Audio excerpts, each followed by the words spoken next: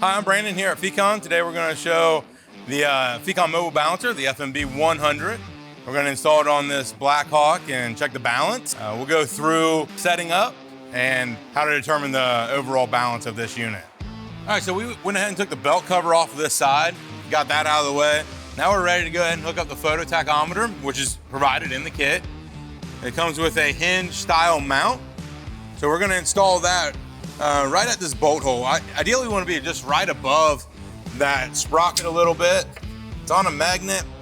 Then we can go ahead and install the photo tachometer and kind of went with the cable down. It comes with a thumb screw or thumb nut.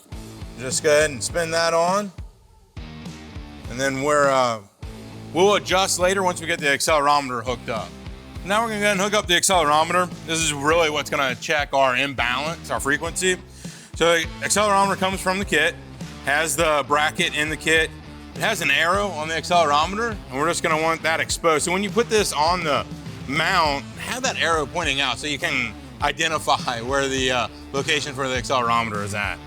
On this unit, we have a accelerometer location right there, and we can run these cables together with a photo tack and then secure them securely to the unit so they don't get into the drum while we're spinning it. The one thing to note though about the accelerometer location is we want this arrow, imagine a line coming out, we want to split this drum or go right in half of this unit here, of the rotor itself. So we want to pick up roughly, that we're coming across that plane. We can adjust that a little bit, but we want to be in that same area. All right, so on this unit, we went ahead and took the rotor cover off, the rotor bearing cover itself. We went ahead and removed that so we can install our accelerometer for this side.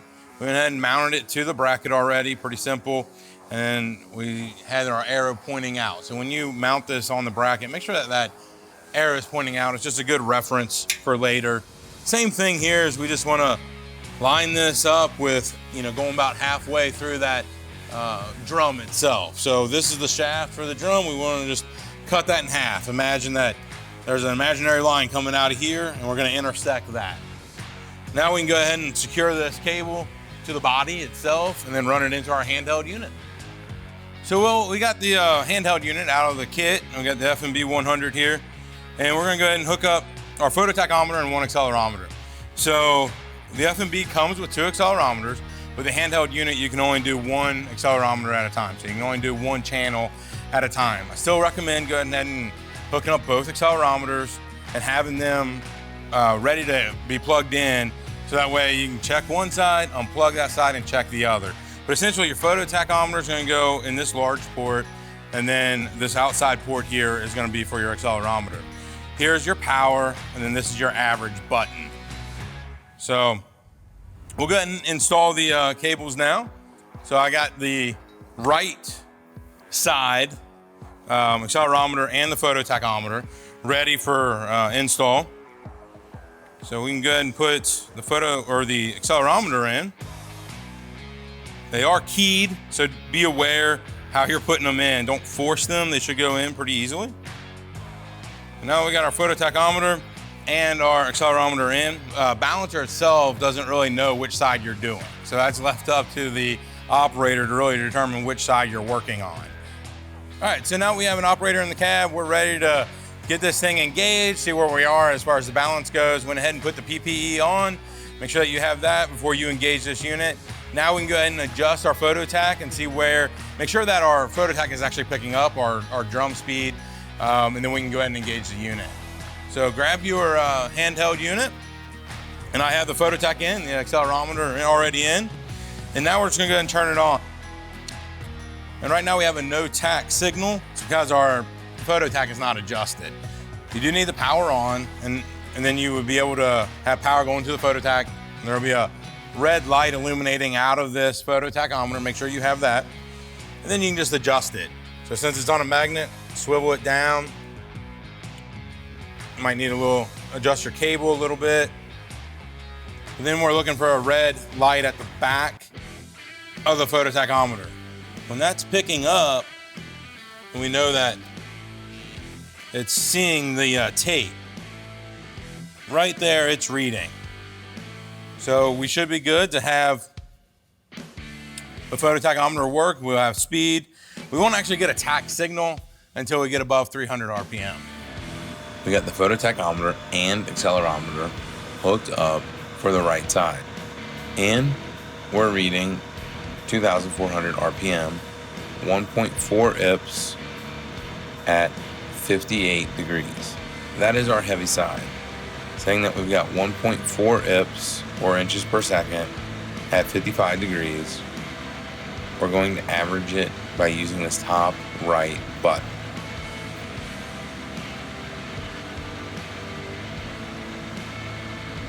So we have an average of 2,450 RPM, 1.35 IPS, 56 degrees.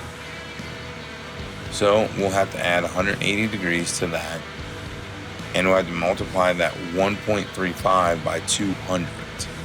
Now let's go ahead and check our left side. So we have to unplug our right accelerometer, plug in our left accelerometer.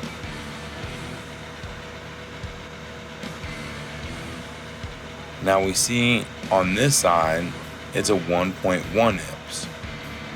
We're gonna go ahead and average.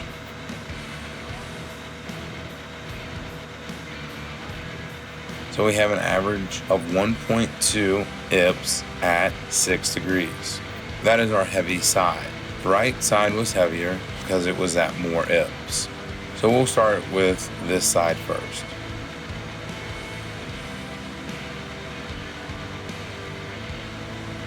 Average again, now that we've been running for a minute. So we'll have 1.4 IPS at 54 degrees. All right, now that we know our imbalance, which is 1.4, 55 degrees, we're gonna use our degree wheel. We have in our manual that came with the kit, we have a degree wheel, and we have a chart. It has a left and right channel, RPM. You can take note of how much weight you added, what the change was, how that affected the imbalance. And then each time that we start, we're gonna need our photo tachometer to be blinking red in the back side of it.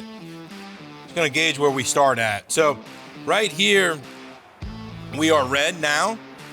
So now we can use our degree wheel, and we're gonna use 0 at our accelerometer. So our accelerometer really starts our 0 point. Although our photo tach and having our red light is really where we start, and that's our starting point, our reference point for the rotor, but our 0 is actually the accelerometer.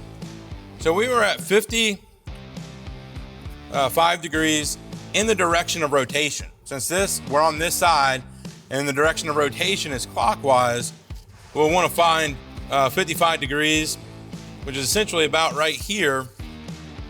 And then we'll want to add 180 degrees to that to add our weights.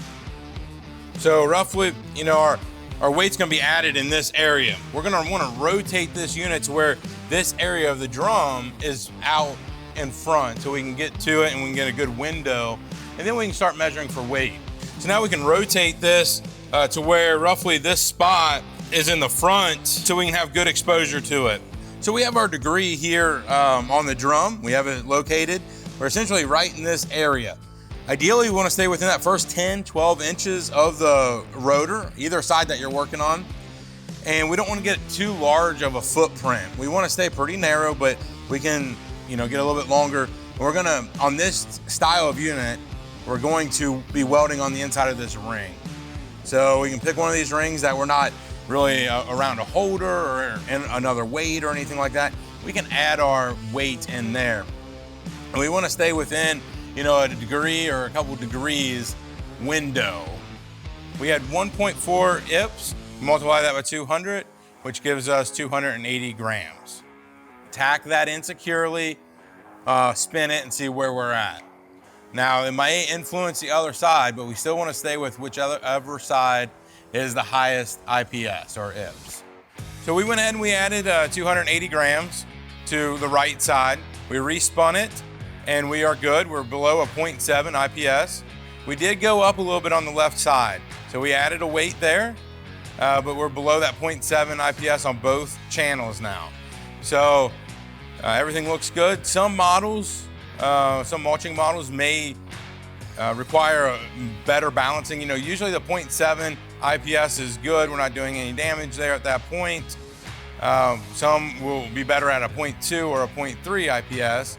But if you have any questions regarding the balancing product or the methods here, please feel free to contact product support at Fecon.